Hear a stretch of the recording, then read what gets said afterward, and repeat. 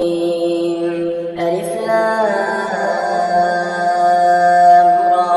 تلك آيات الكتاب المبين إنا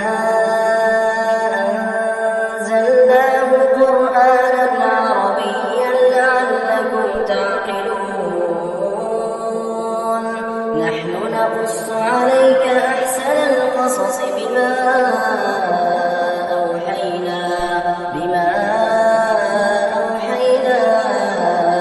إليك هذا القرآن وإن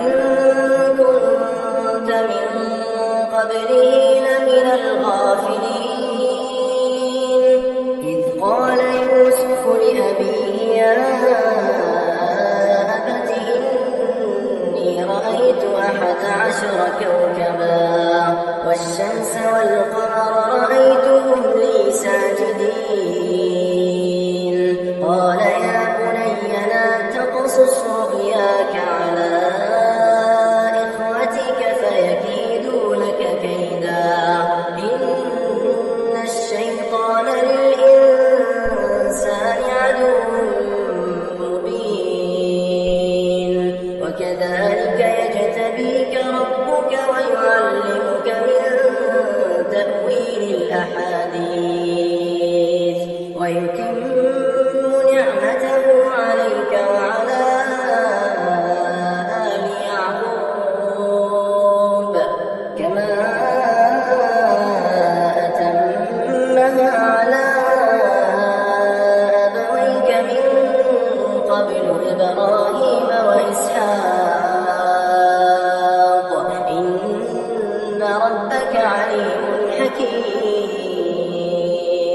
لقد كان في يوسف وإخوته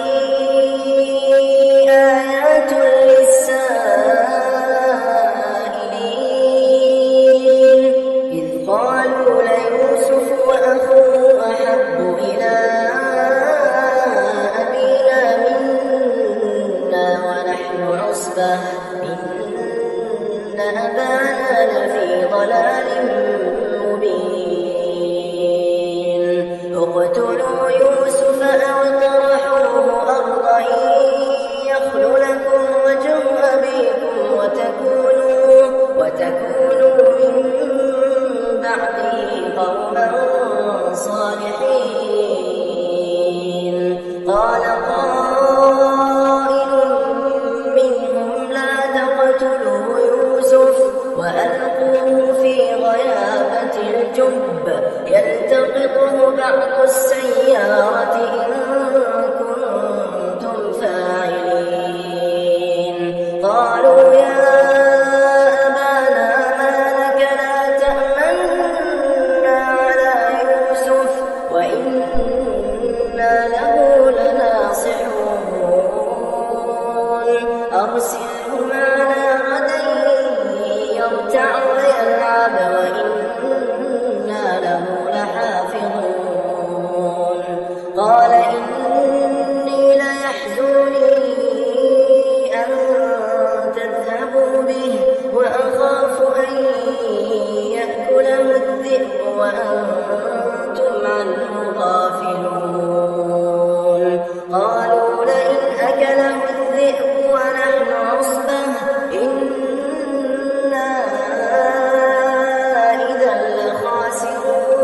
لخاسرون فلما ذهبوا به وأجمعوا أن يجعلوه في غيابة الجب وأوحينا إليه لتنبئنهم بأمرهم هذا وهم لا يشعرون وجاءوا أباهم عشاء يبكون قالوا يا أبانا إنا ذهبنا نستبق وتركنا يوسف عند متاعنا فأكله الذئب وما أنت بمؤمن لنا ولو كنا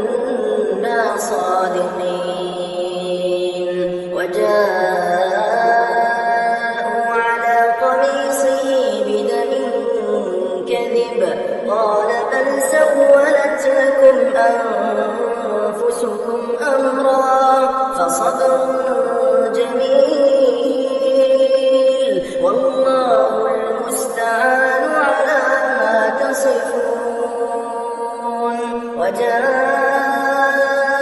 سيارة فأرسلوا واردهم فأدلى دلوه قال يا بشرى هذا غلام وأسروا بضاعة والله عليم بما يعملون وشروه بثمن بخس دراهم معدودة وكانوا فيه من الزاهدين وقال الذي اشتراه من مصر لامرأته أكرمي مثواه عسى أن ينفعنا أو نتخذه ولدا وكذلك مكنا ليوسف في الأرض ولنعلمه من تأويل الأحاديث والله غالب على أمره ولكن أكثر الناس لا يعلمون ولما بلغ أشده آتيناه حكما وعلما وكذلك نجزي المحسنين وراودته التي هو في بيتها عن نفسه وغلقت الأبواب وقالت هيت لك قال معاذ الله إنه ربي أحسن مثواي إنه لا يفلح الظالمون ولقد همت به وهم بها لولا كذلك لنصرف عنه السوء والفحشاء إنه من عبادنا المخلصين واستبق الباب وقدت قميصه من دبر وألف يا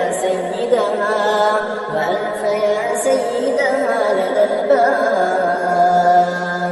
قالت ما جزاء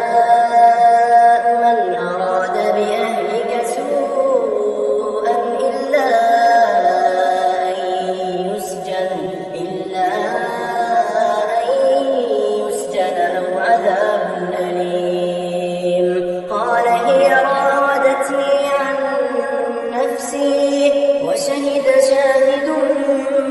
من أهلها إن كان قميصه قد من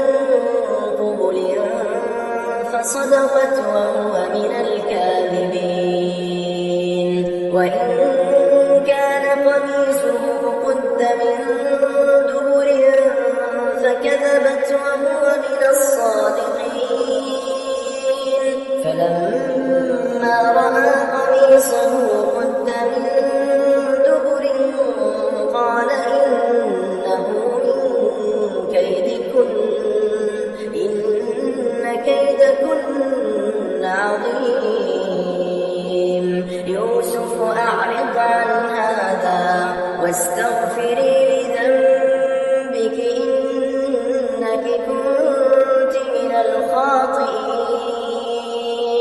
وقال نسوة في المدينة امرأة العزيز تراود فتاها عن نفسه قد شغفها حبا إنا لنراها في ضلال مبين فلما سمعت بمكرهن أرسلت إليهن وأعتدت لهن متكئا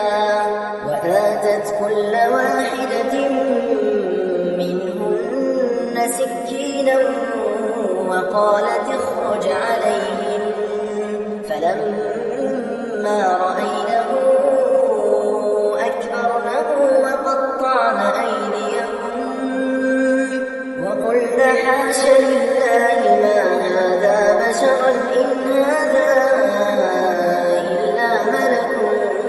كريم. قالت فذلكن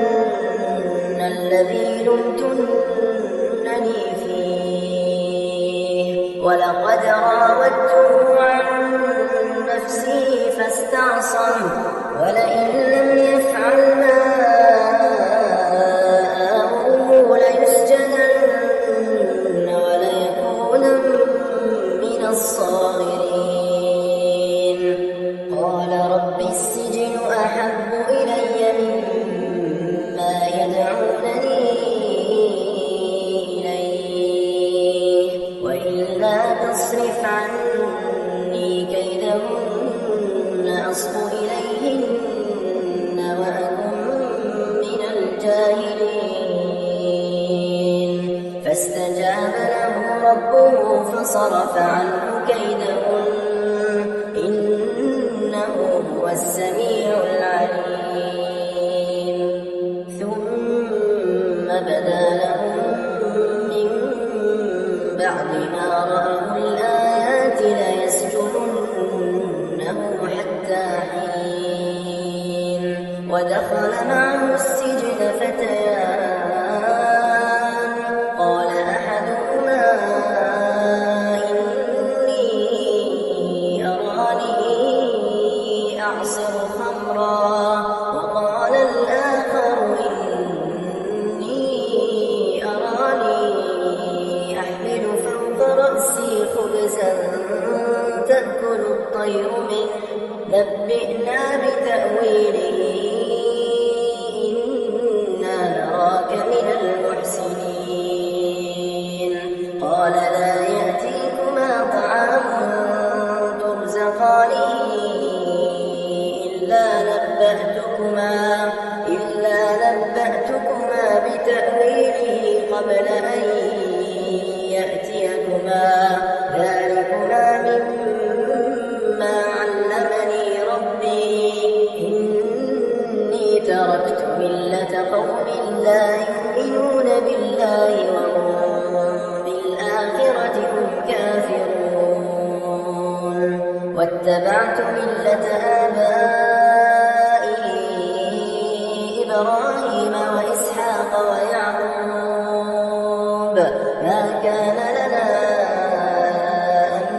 نشرك بالله من شيء ذلك من فضل الله علينا وعلى الناس ولكن أكثر الناس لا يشكرون. يا صاحبي السجن أأرباب متفرقون خير أم الله الواحد القهار ما تعبدون من دونه إلا أسماء سميتموها أنتم وآباؤكم ما أنزل الله بها من سلطان إن الحكم إلا لله أمر أن لا تعبدوا إلا إياه ذلك الدين القيم ولكن أكثر الناس لا يعلمون. يا صاحبي السجن أما أحدكما فيسقي ربه خمرا وأما الآخر فيصلب فتأكل الطير من رأسه قضي الأمر الذي فيه تستفتيان. وقال للذي ظن أنه ناج منهما اذكرني عند ربك فأنساه الشيطان ذكر ربه فلبث في السجن بضع سنين. وقال الملك إني أرى 7 بقرات سمان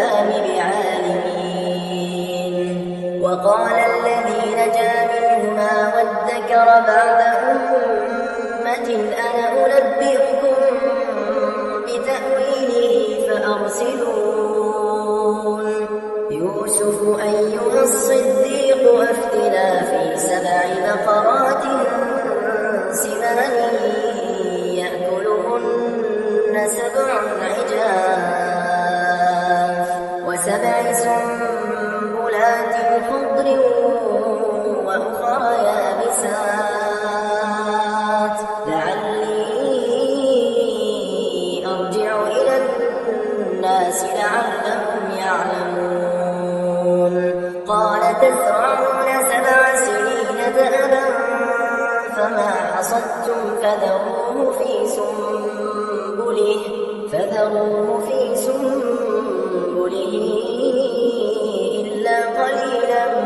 مما تأكلون ثم يأتي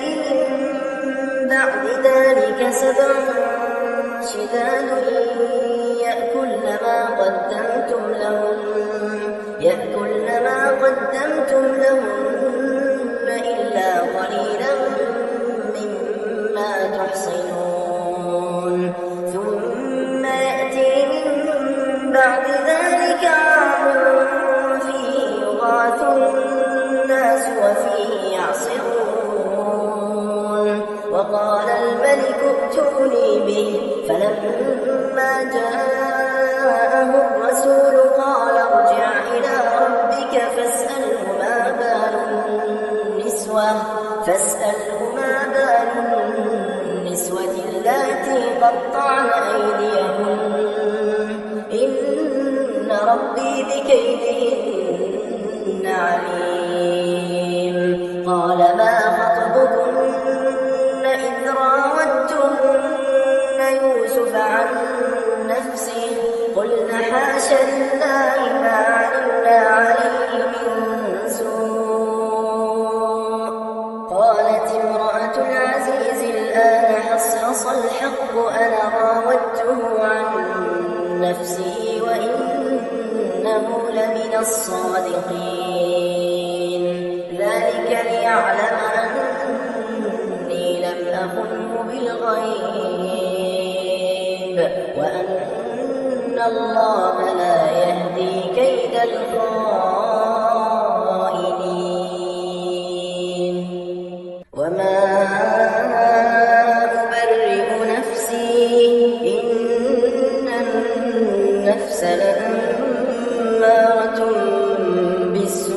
بالسوء إلا ما رحم ربي إن ربي غفور رحيم وقال الملك ائتوني به أستخلصه لنفسي فلما كلمه قال إنك اليوم لدينا مكين أمين قال اجعلني على خزائن الأرض إني حفيظ عليم وكذلك مكنا ليوسف في الأرض يتبوأ منها حيث يشاء نصيب برحمتنا من نشاء ولا نضيع أجر المحسنين ولأجر الآخرة خير للذين آمنوا وكانوا يتقون وجاء إخوة يوسف فدخلوا عليه فعرفهم وهم له منكرون ولما جهزهم بجهازهم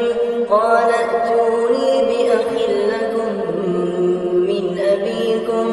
ألا ترون أني أوفي الكيل وأنا خير المنزلين فإن لم تأتوني به فلا كيل لكم عندي ولا تقربون قالوا سنراود عنه أباه وإنا لفاعلون وقال لفتيانه اجعلوا بضاعتهم في رحالهم لعلهم يعرفونها إذا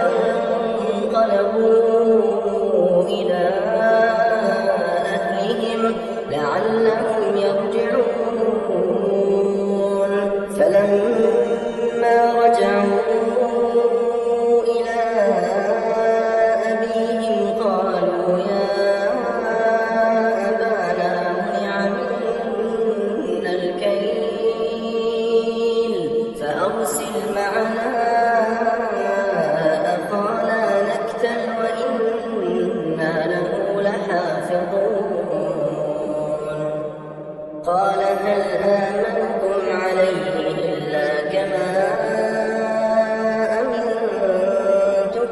على أخيه من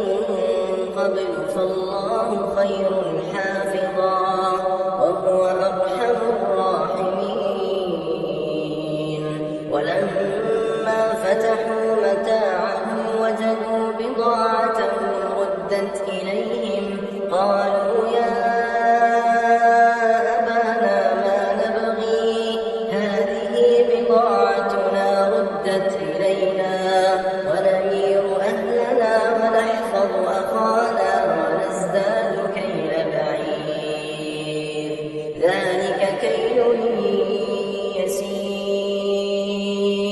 قال لن أرسله معكم حتى تؤتون موثقا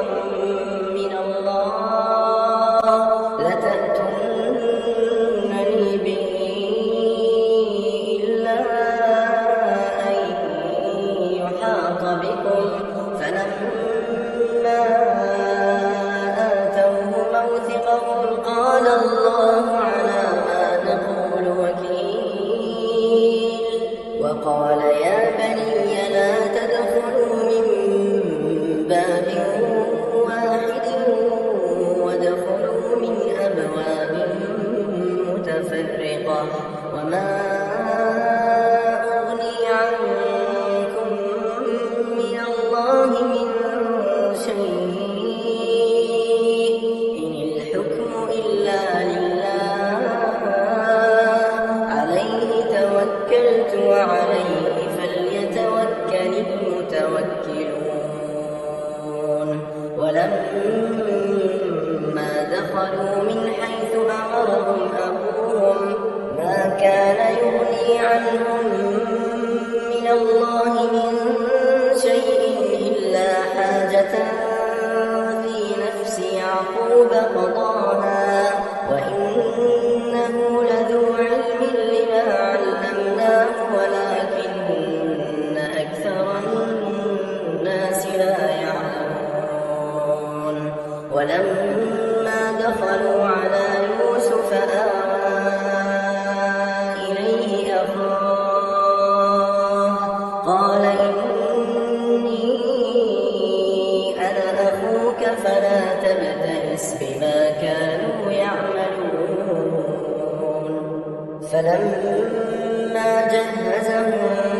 بجهازهم جعل السقاية في رحل أخيه ثم أذن مؤذن أيتها العير إنكم لسارقون.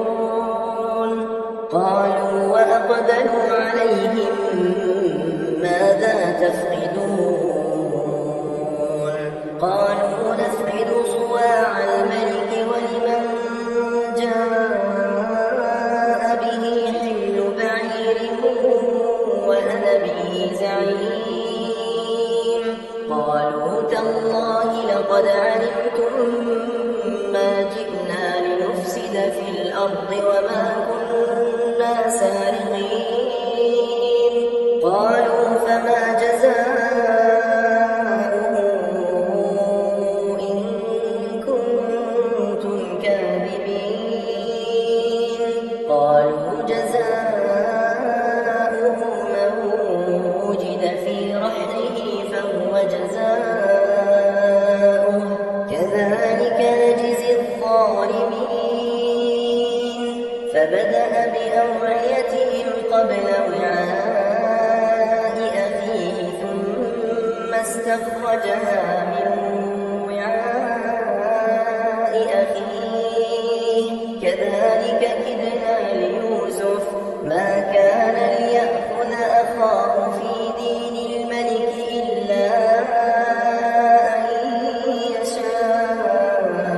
الله نرفع درجات من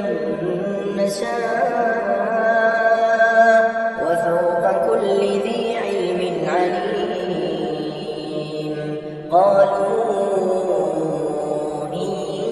يسرق فقد سرق أخ له من قبل فأسرها يوسف في نفسه ولم يبدها لهم قال أنتم شر مكانا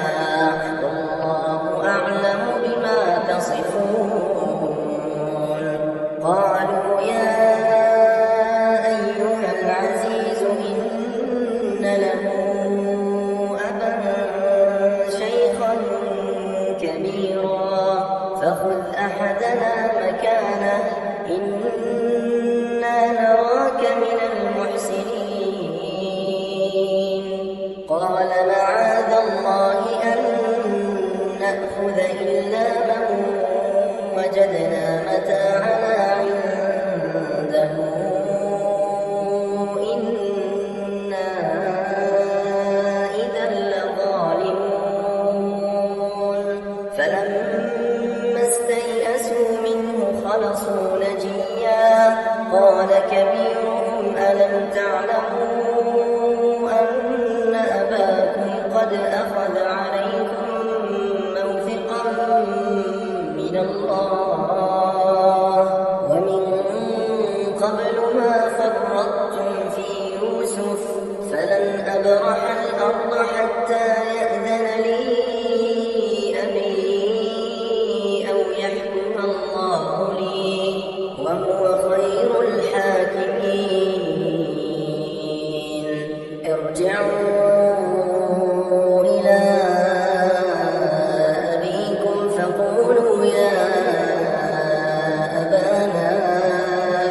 إن ابنك سرق وما شهدنا إلا بما علمنا وما كنا للغيب حافظين واسأل القرية التي كنا فيها والعير التي أقبلنا فيها وإنا لصادقون قال بل سولت لكم أنفسكم أمرا فصبر جميل عسى الله أن يأتيني بهم جميعا إنه هو العليم الحكيم وتولى عنهم وقال يا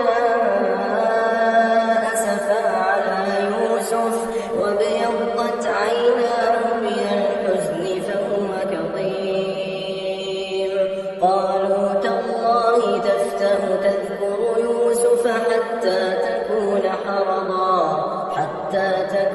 حرضا أو تكون من الهالكين قال إنما أشكو بثي وحزني إلى الله وأعلم من الله ما لا تعلمون يا بني اذهبوا فتحسسوا من يوسف وأخيه ولا تيأسوا من روح الله إنه لا ييأس من روح الله إلا القوم الكافرون فلما دخلوا عليه قالوا يا أيها العزيز مسنا وأهلنا الضر وجئنا ببضاعة مزجاة فأوف لنا الكيل وتصدق علينا إن الله يجزي المتصدقين قال هل علمتم ما فعلتم بيوسف وأخيه إذ أنتم جاهلون قالوا أئنك لأنت يوسف قال أنا يوسف وهذا أخي قد من الله علينا إنه من يتق ويصبر فإن الله لا يضيع أجر المحسنين قالوا تالله لقد آثرك الله علينا وإن كنا لخاطئين قال لا تثريب عليكم اليوم يغفر الله لكم وهو أرحم الراحمين اذهبوا بقميصي هذا فألقوه على وجه أبي يأت بصيرا وأتوني بأهلكم أجمعين ولما فصلت الحير قال أبوهم إني لأجد ريح يوسف لولا أن تفندون قالوا تالله إنك لفي ضلالك القديم فلما أن جاء البشير ألقاه على وجهه فارتد بصيرا قال ألم أقل لكم إني أعلم من الله ما لا تعلمون قالوا يا أبانا استغفر لنا ذنوبنا إنا كنا خاطئين قال سوف أستغفر لكم ربي إنه هو الغفور الرحيم فلما دخلوا على يوسف آوى إليه أبويه وقال ادخلوا مصر إن شاء الله آمنين ورفع أبويه على العرش وخروا له سجدا وقال يا أبت هذا تأويل رؤياي من قبل قد جعلها ربي حقا وقد أحسن بي إذ أخرجني من السجن وجاء بكم من البدو من بعد أن نزغ الشيطان بيني وبين إخوتي إن ربي لطيف لما يشاء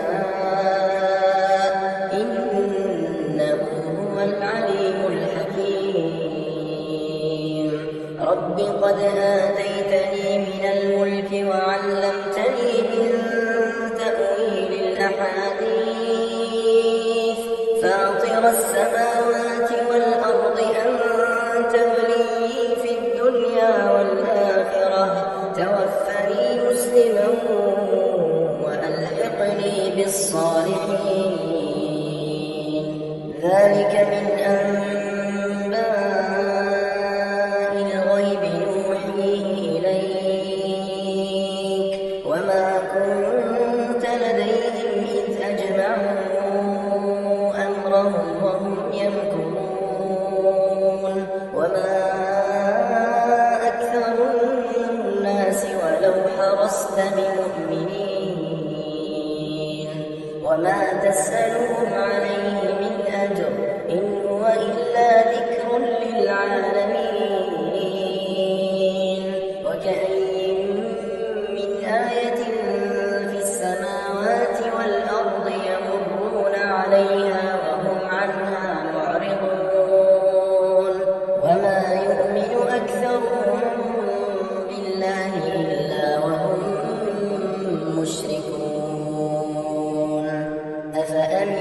أفأمنوا أن تأتيهم غاشية من عذاب الله أو تأتيهم الساعة بغتة وهم لا يشعرون قل هذه سبيلي أدعو إلى الله على بصيرة أنا ومن اتبعني وسبحان الله وما أنا من المشركين وما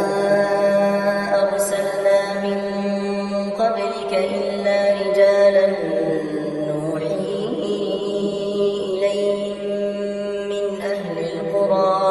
أفلم يسيروا في الأرض فينظروا كيف كان عاقبة الذين من قبلهم ولدار الآخرة خير للذين اتقوا أفلا تعقلون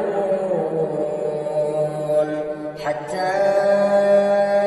إذا استيأس الرسل وظنوا أنهم قد كذبوا جاءوا